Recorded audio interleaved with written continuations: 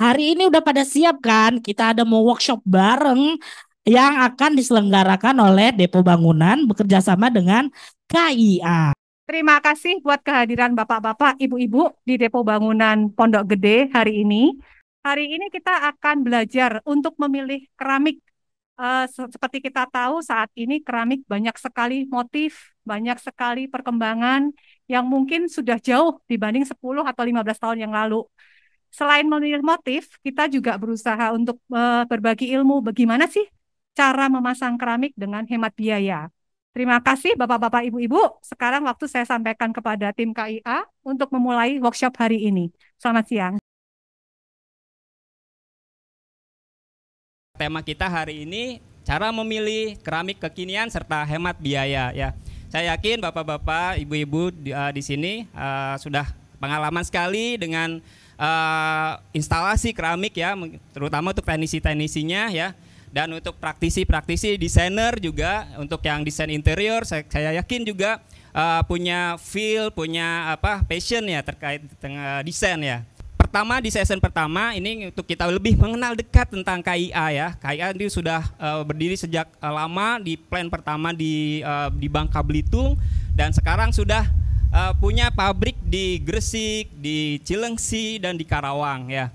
Oke, di sini adalah sekilas pintas sejarah KIA mulai berdiri, mulai kita berkembang ya, terus berkembang untuk memajukan perusahaan dan tentu saja men-serve customer kita dengan produk-produk unggulan. Seperti itu. Kita mulai dengan research and development di sini ya. Ini adalah tahapan paling penting sekali untuk kita membuat desain ya. Di mana desain itu kita buat prototype dulu Bapak-bapak sekalian. Jadi di dalam slide ini kita lihat ya, ini cara yang paling sederhana untuk kita buat simulasi desain. Dan ini adalah alat untuk engraving. Jadi kita kalau Bapak-bapak lihat dengan body yang struktur yang sekarang ya, ada macam-macam bentuknya, itulah kita create. Dan ini adalah machinery untuk kita buat di pabrik ya.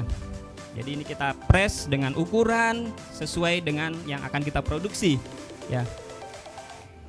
Jadi ini dari bahan-bahan alam yang kita olah sedemikian rupa membuat body keramik yang harus punya kualitas yang bagus dan tentu saja buat customer satisfaction, buat kepuasan bapak-bapak sekalian dan ibu-ibu sebagai customer KIA. Oke, ini salah satu proses produksinya dengan proses pembakaran di single firing dan double firing. Oke, yang ditampilkan di sini adalah proses produksi pada saat di double firing dan ini ada proses coating ya. Jadi kalau di bapak-bapak lihat di keramik kita kan ada berbagai macam glossy, matte. Nah, itulah yang aplikasinya. Dan ini teknologi yang paling canggih yang nanti kita pakai di sini adalah digital printing bapak-bapak sekalian, ibu-ibu ya. Jadi kita bisa meng-create desain-desain kita lebih atraktif.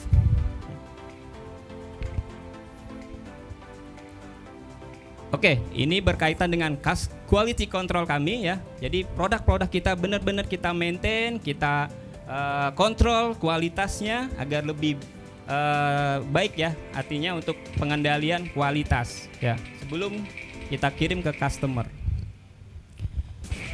Dan ini adalah proses untuk kita grading kualitas keramik berdasarkan kualitasnya. Ada KW1, KW2, KW3.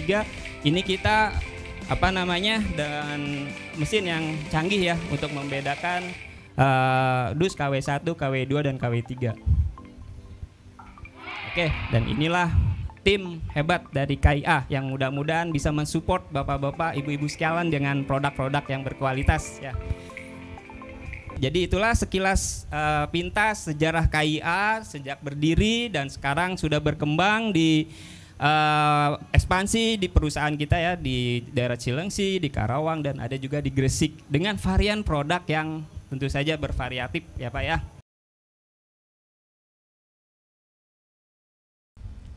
Oke, seperti yang kita tahu di KIA itu ada produk untuk keramik dinding ya atau wall tile dan keramik floor tile atau keramik lantai ya.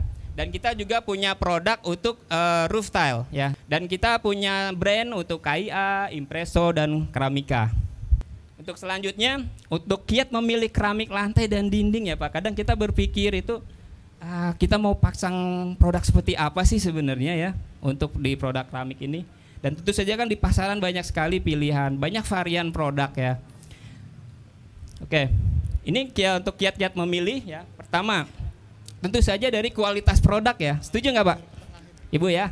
Oke, karena ini kualitas produk itu sangat penting sekali untuk kita sebagai customer. Gimana caranya kita memilih produk itu ya, kita yang pilih yang paling kita sesuai dengan passion kita, sesuai dengan selera kita pasang. Kita puas melihatnya, menikmatinya, dan tentu saja bisa tahan lama ya.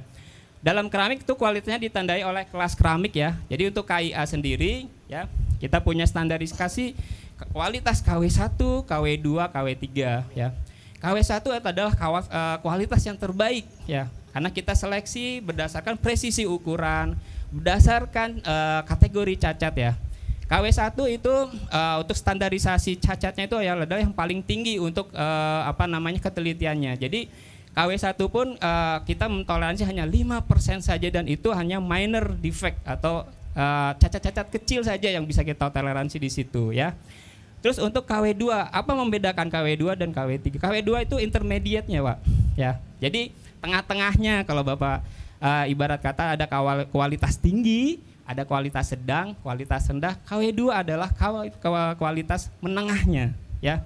Jadi standarisasi cacatnya itu ada, dan itu lebih agak sedikit nampak ya dibandingkan yang KW1 seperti itu ya. Terus yang KW3 adalah grade yang paling tinggi, yang paling rendah maaf ya. Dimana untuk standar ukurannya itu kurang presisi biasanya. Jadi mungkin bapak-bapak yang pengalaman di sini beli yang KW3 memang secara harga lebih ekonomis, tapi harus effort, usaha lebih untuk teknis pemasangannya harus disiasatin seperti itu ya. Oke, terus standar SNI ini penting sekali bapak-bapak ya. Jadi untuk produk KIA ya dan produk-produk kompetitor lain pun sekarang harus comply, harus tunduk pada regulasi standar nasional Indonesia ya. Tanpa standar nasional Indonesia, produk itu tidak boleh dijual ke customer. Tujuannya apa? Melindungi bapak-bapak sekalian ya, biar produk itu tergaransi mengikuti protokol kualitas standarnya, standar nasional Indonesia ya. Terus yang paling penting, sesuaikan tempat pemasangannya ya. Jadi jangan salah pilih, jangan salah pasang gitu ya. Jadi ini menentukan, karena misalnya keramik yang cocok untuk outdoor, tapi kita paksakan di indoor misalnya, ya kan nggak cocok Pak ya. Jadi vibe-nya jadi aneh gitu ya. Mungkin kita kita bebas-bebas aja mau milih gitu, tapi ada baiknya memasang itu berdasarkan kebutuhan ya. Sesuaikan ruangannya nanti Bapak Ibu mau pasang ya. Jadi biar lebih elegan, lebih estetik, dan Bapak menikmati dalam sehari-harinya itu juga enak ya, karena itu pasang keramik kan nggak sebulan harus ganti gitu ya. Jadi kita kan untuk jadi mindsetnya kita pilih yang benar-benar cocok dan sesuai, itu kuncinya. Oke. Jadi terus untuk berdasarkan jenis permukaan ya. Jadi untuk keramik itu ada yang glossy, ada yang matte, itu prinsipnya ada dua aja. Jadi kalau yang glossy itu variannya udah jelas ya. Jadi kalau ada kilap gitu ya.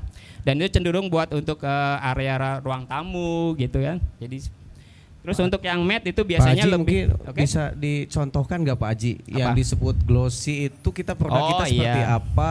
Boleh. Yang ini ada ya Pak Dudi ya. Sama apa sih bedanya Pak Haji kalau lantai sama dinding itu Pak? Kenapa kok mesti dibedakan gitu lantai dinding? Kenapa bisa enggak yang ukuran 30 misalkan itu kan di situnya lantai, dipasangnya di dinding. Nah itu mungkin bisa disampaikan. Oke, jadi untuk yang lantai ini kita proses pembakarannya, proses produksinya 2 kali, dan itu yang membedakan adalah water absorption-nya bapak-bapak sekalian ya. Jadi keramik dinding ya kita desain itu punya water absorption atau serapan air itu adalah sekitar 10-18% ya. Jadi pada saat harapannya pada saat dipasang itu dia lebih menghindari Pak pada saat itu terlepas seperti itu ya. Jadi membedakan dengan keramik yang lantai. Lantai sebaliknya, makin rendah serapan airnya ya, pH-nya itu makin aman ya. Jadi sesuai seperti itu.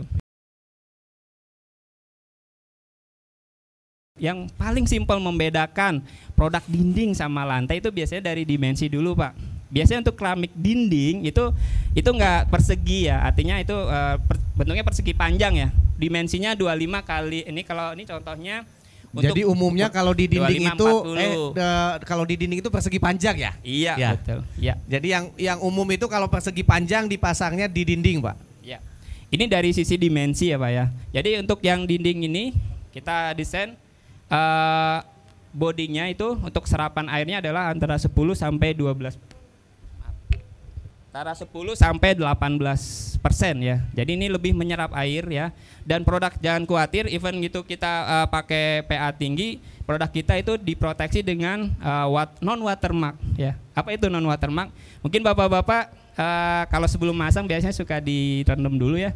Kalau yang produk non watermarknya ketahanannya jelek, dia pada saat dicelup itu dia akan langsung berubah warnanya. Jadi kalau bahasa seperti yang itu. umumnya ngompol ya Pak Ji ya. Nah, betul. jadi kalau yang ngompol berarti memang itu ada masalah Pak keramiknya. Iya. Jadi ketika dicelupkan di air ya. itu bekasnya masih. Betul. Itu yang berarti produknya kurang bagus. Iya. Karena apa? Karena dia meninggalkan noda. Itu ya Pak. Betul sekali Pak Iya. Dudi. Atau pada saat setelah pemasangan, ini misalnya pemasangan di kamar mandi ya Pak. Biasanya kan banyak kelembaban, itu ada kebasahan. Itu suka jadi jadi belang-belang seperti itu. Nah, itu salah satu efeknya. Nah, ini saya sharing nih ke bapak-bapak sekalian ya. Mungkin informasi-informasi yang di karton box atau di kardus itu sebenarnya banyak sekali informasi-informasi yang bapak-bapak itu bisa bisa dapatkan ya.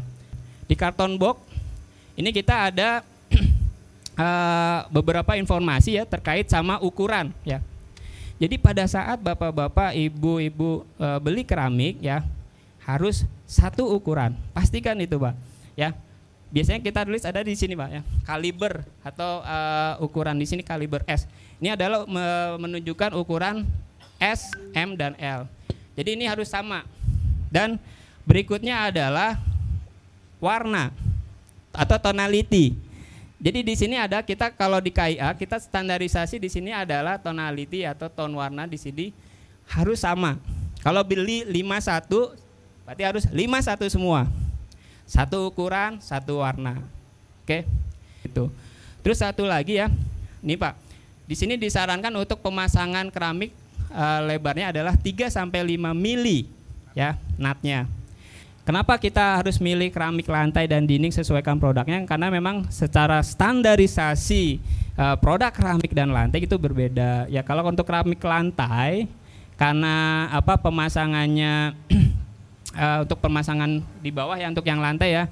Jadi kita harus desain itu lebih kuat. Oke?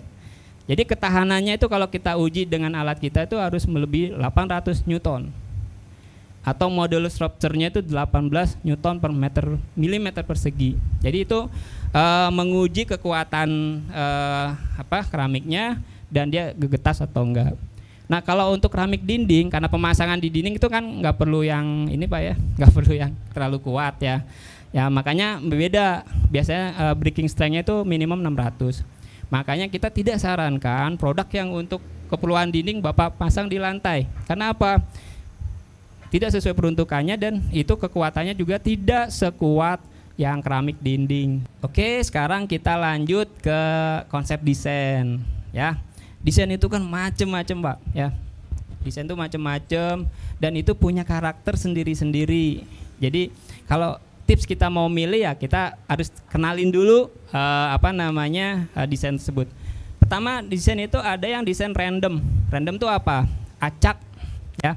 Jadi polanya itu tidak sama persis ya. Jadi ini mengikuti konsep alam sih sebenarnya. Jadi kalau kayak batu marmer, batu onyx gitu ya, nggak ada yang sama kan ya kalau Bapak lihat. Kalau benar-benar dari alam ya, Itu nggak sama. Jadi menginspirasi itu. Jadi desain marble itu didesain ya akan acak ya. Dan tone warnanya itu juga mungkin sedikit banyak ada perbedaan seperti itu. Jadi itu biar alami seperti itu. Itu juga untuk yang kayu juga sama. Ya kalau kayu kan kalau secara alaminya kan nggak sama persis gitu ya. Jadi ada mata kayunya, ada yang enggak ya seperti itu. Nah kita adopsi nih di desain kita itu mengikuti sifat alam seperti itu. Jadi pada saat pemasangan dipasang secara acak ya, artinya seperti itu membuat estetik yang lebih ya, alam ya. Jadi beda dengan desain-desain yang hanya punya satu pattern ya seperti itu ya. Ini yang familiar dah yang kita biasa kita pakai. Jadi kalau kita contohnya nih aplikasi langsung di Kia mungkin Pak Besa bisa show. Ini untuk marble mungkin ini agak terlalu bright ya, jadi nggak kelihatan nih motifnya, jadi putih semua ini. Ini sebenarnya ada. Jadi kalau random itu seolah-olah nggak sama itunya motifnya gitu Pak Haji ya. Oke langsung saja mungkin bisa ditunjukin satu ya, bisa di up aja Pak Besa. Nah ini face. Ada yang face seperti ini. Pak Agung bisa dibantu Pak Agung. Oke Pak Agung boleh. Nah boleh. Ini Pak Besa kuat juga tangannya. Tapi jangan lama-lama ya. Nah seperti ini yang saya jelasin. Jadi untuk marble konsep warna itu kan ada yang konsepnya di sini lebih banyak abu-abunya misalnya. Oh di sini lebih banyak untuk tone ada coklat. Nah ini mengadopsi konsep-konsep batuan alam, marbles, onyx seperti itu. Jadi ini kalau estetik pemasangannya kita pasang random aja Pak, jangan dipilih-pilih karena pernah kita ketemu komplain ya, komplain ini kenapa ini? Kok saya pasang katanya kok jadinya aneh gitu. Nah, ternyata dia masang itu milih yang ini Pak, face-nya. Face ini dipasang dikelompokin sendiri dia gitu. Yang ini dikelompokin sendiri gitu. Nah itu salah kalau konsep pemasangan seperti itu. Jadi kalau untuk konsep random ini biarin Bapak pasang sesuai ininya aja, pola acak aja. Justru setelah Bapak pasang, Ibu pasang, itu akan lebih kelihatan alami ya. Mohon maaf, saya dengan Pak Kandar. Pak Kandar, silakan Pak Kandar. Saya dulu bikin rumah mungkin baru, ya. Karena pemasangannya saya nggak ada di tempat. Jadi kadang-kala kita pengen natnya begini, tapi karena tukangnya mungkin lebih pengalaman, jadi natnya agak lebar-lebar. Jadi rumah sama kamar itu seperti tadi itu meleduk-meleduk gitu. Itu setelah kita dicor bawahnya itu berapa lama nunggunya biar nggak meleduk gitu. Itu ada sangkutannya dengan pemasangan keramik, apa memang tanah yang memuai gitu? Kebetulan tanahnya mungkin agak labil atau gimana Pak waktu itu? Enggak. Justru mungkin enggak ya? Ada yang rata tadinya, ada yang turun. Iya. Diuruk mungkin belum padat itu terasnya. Nah, ini pada meleduk semua. Tapi di kamar dan di tengah rumah juga memang meleduk lagi itu. Iya. Itu tipsnya harus bagaimana? Oke, terima kasih Pak Kandar. Nah, ini testimoni dari Pak Kandar nih punya pengalaman pada saat pemasangan. Itu keramiknya sempat popping juga Pak ya. Oke. Ini terkait sama struktur betonnya juga memang ya, mungkin nanti Bapak-bapak dari yang teknisi supply kontraktor lebih familiar untuk kematangan beton sendiri dan formulasi beton yang dipakai ya, sesuai dengan kontur tanah yang yang kita install ya. Dan yang paling penting juga untuk di lantai kedua ya, mungkin untuk yang cor-coran yang untuk di lantai 2, lantai 3 seperti itu. Jadi untuk menunggu waktu aging ya. Jadi beton itu kan dia punya waktu khusus ya untuk dia sampai fase padatnya ya. Itu nanti setahu saya itu akan berpengaruh terhadap formula beton itu sendiri ya, untuk formulasi yang dipakai di beton tersebut. Dan itu pastikan memang harus benar-benar sudah melewati aging time-nya, waktu menunggu sampai dia benar-benar settle beton itu di mateng lah istilahnya begitu ya. Makanya untuk yang teknologi yang sekarang, untuk yang mungkin beton-beton instan itu kalau bapak-bapak bisa lihat di jalan tol itu contohnya seperti itulah, kita gampangannya kan prosesnya lebih cepat ya, karena di situ dia pakai proses beton yang instan. Konsep hunian kontemporer. Jadi untuk sekarang ini yang lagi booming, yang lagi ngetren banget di Pak Besa lebih khususnya ya ininya mic-nya dekat. Khususnya di negara kita ini. Yang pertama itu saya bikin 2 kategori. Yang pertama itu adalah minimalis. Nah, setelah minimalis ada industrial. Oke, di sini baik saya akan jelaskan sedikit tentang minimalis. Minimalis adalah desain modern bergaya minimalis menjadi salah satu arsitektur paling populer dan tak lekang oleh waktu. Tampilannya ringkas, nyaman, serta penggunaan perabotan fungsional. Jadi elemen penting dari gaya desain ini. Biasanya kalau untuk yang desain rumah atau ruangan yang minimalis itu karena dia tampilannya ringkas, nyaman. Jadi dia tuh kesan ruangannya tuh luas, tidak terlalu banyak barang, tidak terlalu banyak furniture. Dan untuk pemilihan warna tegel, biasanya dia menggunakan warna-warna yang soft, yang light, warnanya warna-warna terang seperti itu. Dan untuk selanjutnya untuk tema atau konsep industrial sendiri desain gaya rumah industrial adalah soal expose. Elemen-elemen struktural dari sebuah bangunan yang dipamerkan memperlihatkan tampilan yang seolah-olah setengah jadi, belum selesai, tetapi tampak kohesif dan edgy. Nah dari kita sendiri dari Keramikia, kita juga udah mendukung beberapa konsep rumah untuk rumah minimalis, rumah industrial dan lain-lain. Ada beberapa desain kita yang bisa Bapak Ibu lihat di sini. Contoh, di sini ada motif namanya iron white, ukuran 50x50. Bapak Ibu bisa lihat ada lagi ada line wood. Di sana ada Rimini, ada Napoli, ada Asano series, ada crystal white. Bapak Ibu bisa lihat di sini tone warnanya semua tuh warnanya soft, warna-warna terang, warna-warna cerah semua. Jadi kesannya tuh rumah tuh kelihatan lega, luas, adem seperti itu. Oke.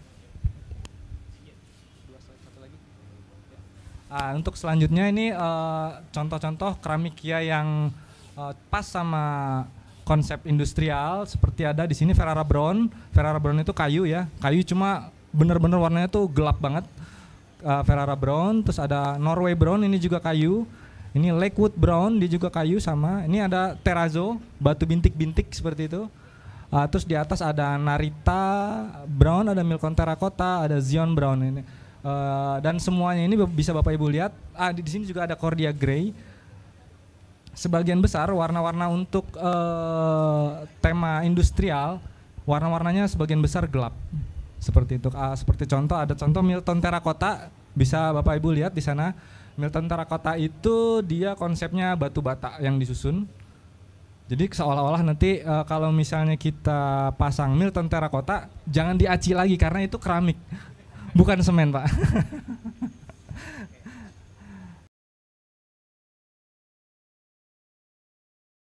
Dengan selesainya pelatihan hari ini, dengan selesainya pula kita door prize sign, maka selesai pula acara semua hari ini.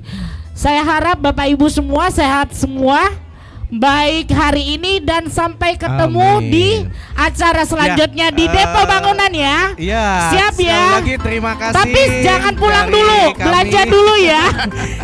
Dilarang pulang sebelum belanja. Ya, kalau ada sumur di ladang, bolehlah kita menumpang mandi. Kalau ada umur kita panjang, bolehlah kita berjumpa lagi. Terima kasih untuk Bapak Ibu semuanya. Dipersilakan Bapak Ibu.